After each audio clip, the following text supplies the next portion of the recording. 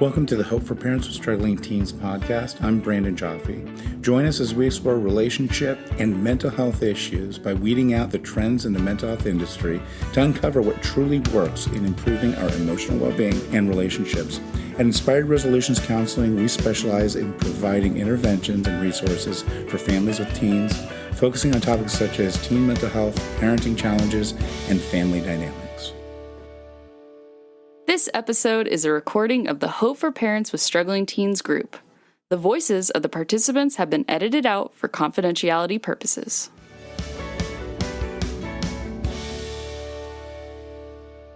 I love your check-in, and you checked in with a few things. Number one, the issue of eating, and you have a boundary. If your children don't eat their dinner, that becomes breakfast. What I love about that is that you are following through regardless of their attitude, complaints, arguments. And I think what happens with a lot of parents who struggle to follow through with boundaries is the moment you experience resistance, that feels like a failure to you. Instead of course I'm experiencing resistance, they're experiencing something they don't want to experience. I'm going to be consistent regardless of what they do. And one boundary that helps you do that is I'm not going to participate in the insanity. When you're willing to participate in insanity, it doesn't feel like the boundary's helping you because you're experiencing more chaos. And so I love that part of your check-in because it's a really good illustration of I have a boundary, I'm following through, I don't care how they react. I'm not going to get mad at how they react. I'm going to let them be unhappy with it.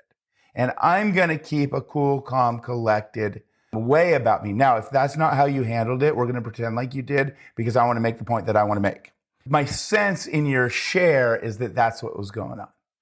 Another issue that you brought up that I want to make a point about is sibling equality.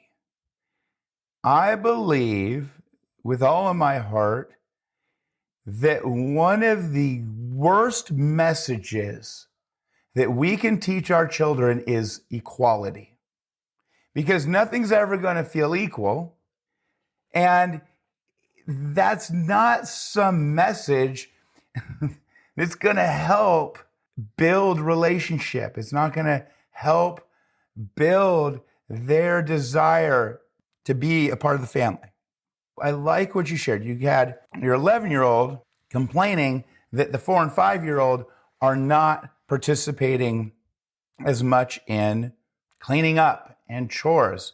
I think that you handle it well because later on you made the point that, hey, when you were this age, you weren't doing this much. Now, I have one critique.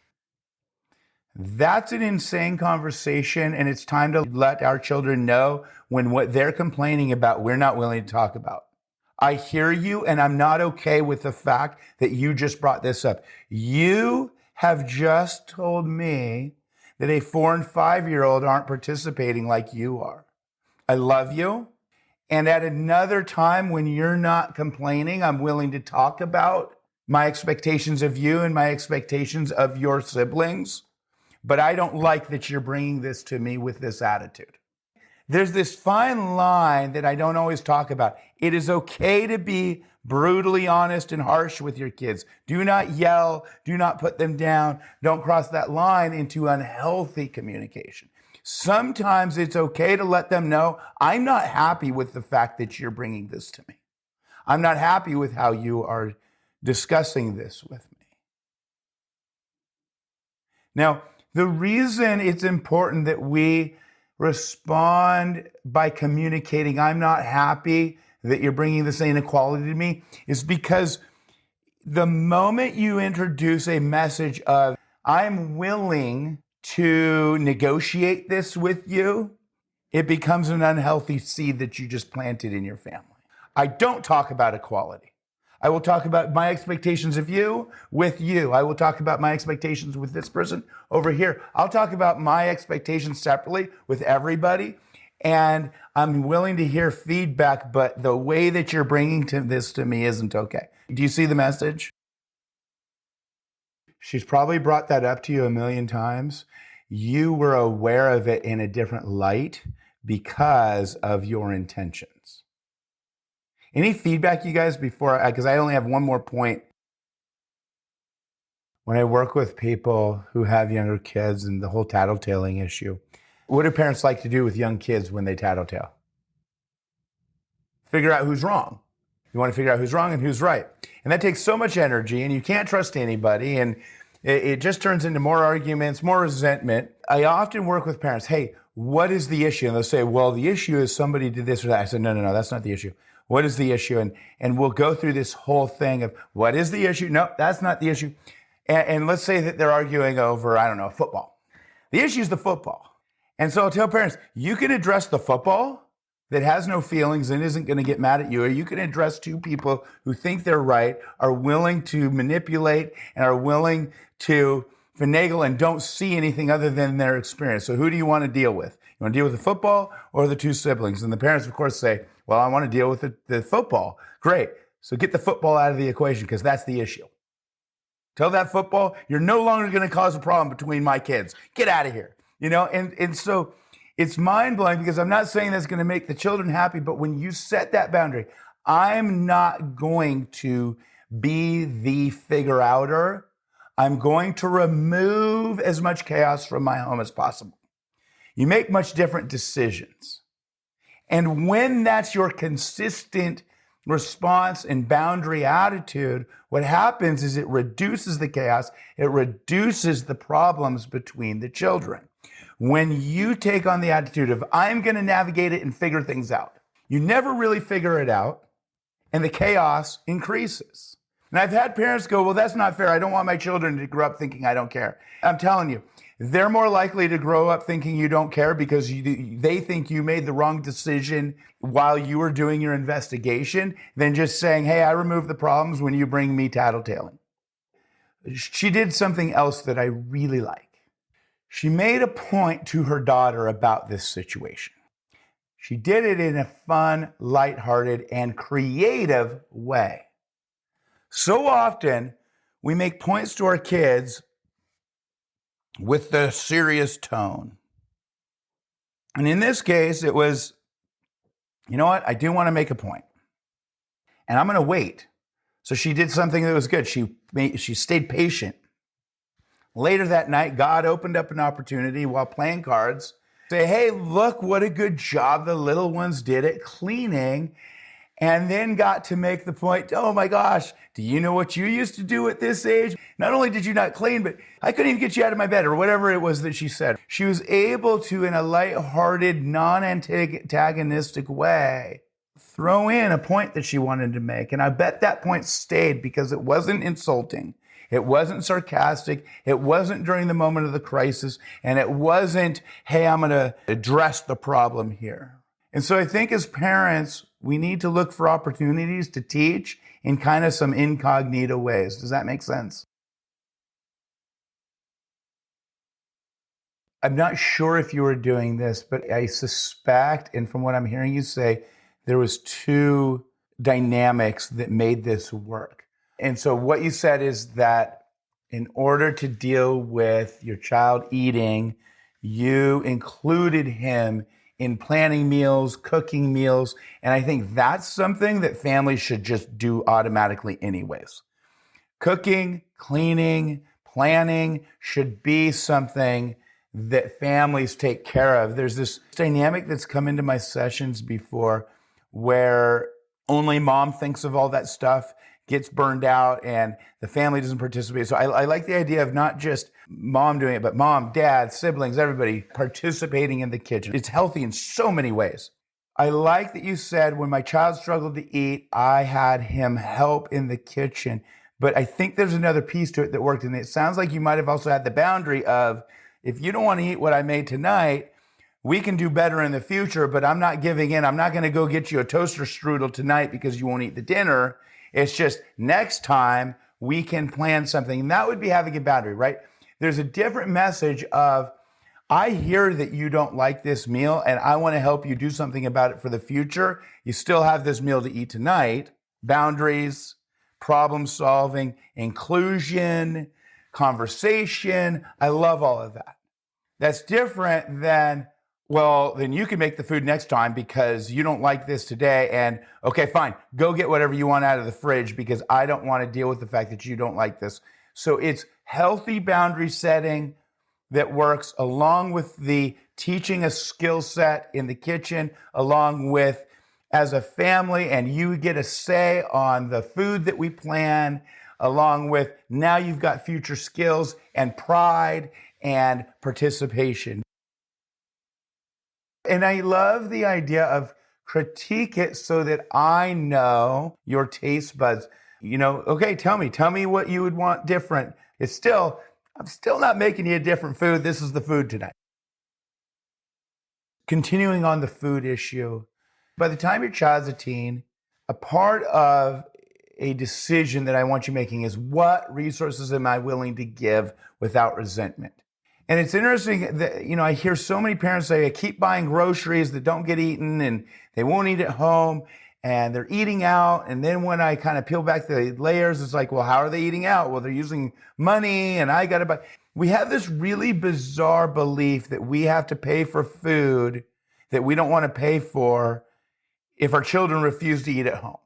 I haven't met a family in this county yet that's starving. I'm not saying there aren't some, there may be some, but at the end of the day, when it comes to food, here's what I'm willing to provide because this fits my morals and values regarding food. It fits my financial ability. It fits what I'm willing to give financially. Here's what I'm willing to do. I'm sticking to my boundaries. And so many parents think that they do that because they talk about it, but they aren't doing it in practice. I would encourage parents to make a decision. This is what I'm willing to spend on food. This is where I'm willing to spend it. This is when I'm willing to participate in my child buying food elsewhere. These are the things I'm willing to keep in the home. And so many parents, when I say that, I see their heads go, yeah, that's good. But then in practice, they get hung up. Well, my child needs to eat. Well, my child keeps bugging me. Well, other families have this. Well, here's why I ended up giving in. Well, it was a special occasion. Well, it was the month of February. Yeah, but it was Tuesday. Yeah, but it was a Friday. Yeah, but it was the Christmas season. Yeah, but it was the first of the year. Do you see where I'm going with this? It's so mind-blowing how often I hear about food issues in the home. And all the excuses parents have for not sticking boundaries to this one resource that they give. Anybody have any thoughts on that? You said that this has been a problem in your children's lives to the point that you had to hire an occupational therapist over it. How consistent have you been with your food boundaries? Okay, so I love that you're sharing that and being so vulnerable to admit that. You have a child who only wants to eat grilled cheese sometimes, and because you have a fear of her going hungry, you give in. Here's the issue I have with that. Your child will not go hungry. There is anorexia, bulimia. Both those conditions can lead to going hungry. But here's the thing that American families don't understand is we have created so many issues with food because of our belief that a child will choose not to eat if they don't get the foods that they like. What you don't understand is we have thousands and thousands and thousands of years of evidence showing that human beings can learn to like just about anything when there are certain boundaries. The boundaries may come from the society, it may come from the parents, it may come from just life and having access to certain things. I can say this as a therapist, and I know I will not get arrested for encouraging neglect. Your children will not go hungry just because you have healthy boundaries on what you're willing to provide, and you refuse to provide what you don't want to provide. Your children won't go hungry. Now, if you have an anorexic child, I insist that you take them to the hospital. If you have a child who has ARFID, I insist that you make them go into treatment. But this fear, this unreasonable fear that your child will starve because you have boundaries on food is not rational. And that is a really courageous decision to stick to your boundaries. Talking about the food boundaries is something I want everybody to think about. It's a good model for a lot of other things. There's this fear that we can intellectualize is unreasonable, but emotionally we're so afraid of it that we make other decisions and then we resent our children. I mean, I know parents who resent their children into their children's adulthood because of their child's eating habits, but those eating habits were created through enabling and refusal to create boundaries. Chicken nuggets didn't exist not so long ago. Grilled cheese did not exist not so long ago. It is not a human condition and necessity. And I would challenge you, if your child only eats grilled cheeses, refuse to make grilled cheese all of next year. Don't make one single grilled cheese. Don't allow your child to have a single grilled cheese for an entire year. And you tell me if your child starves. And if your child starves, I will give you all the money back for this group. We know for a fact her child will not starve. Now, who thinks that there might be some crying? And that's where the decision comes in. I either participate in and engage and conversate with you when you act like a gorilla in the zoo, or I choose not to participate in that. And not only do you learn that there's no more grilled cheese sandwiches, but you also learn that yelling, stomping, throwing temper tantrums over grilled cheese doesn't get mom's attention. And if you give the attention and you participate and engage in the boundary of I'm not making any more grilled cheeses, what you inadvertently do is you give that child hope that they might eventually get control and get their grilled cheese back. But when that hope goes away and grilled cheese don't exist anymore in the world, what happens is your child makes some connections in the brain that apply to other things in life. They become more tolerant. They become more resistant. They become a little bit more adaptable. So every time you follow through with a boundary and you don't engage in the insanity of the arguments of the boundary, you are actually teaching your child adaptability. You're teaching your child tolerance. You are helping your child learn to navigate life on life's terms. The Hope for Parents with Struggling Teens podcast is an Inspired Resolutions production. Hosted by Brandon Jaffe. Edited and mixed by Natalie Atkinson. Music by Natalie and Sean Atkinson. Inspired Resolutions Counseling is based in Yorba Linda, California.